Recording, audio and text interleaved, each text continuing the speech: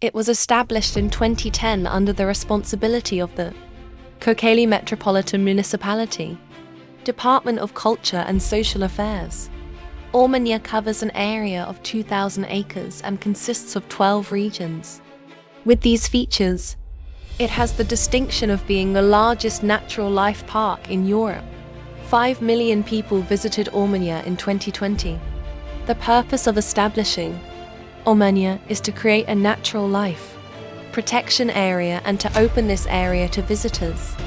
The regions within Ormanya are Children's Zoo, Recreation Area, Camping Area, Ormanki, Nature School, Exhibition Hall, Sport Fishing, Bird Watching Area, Wildlife Rescue and Rehabilitation Center, Horse Riding, Nature Trails. There are a total of 766 animals of 67 species in the Children's Zoo area.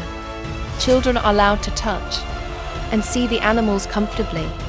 In the wildlife area, there are 150 animals of 5 species in 9 wildlife areas of 40 acres each, including fallow deer, red deer, roe deer and wild horses.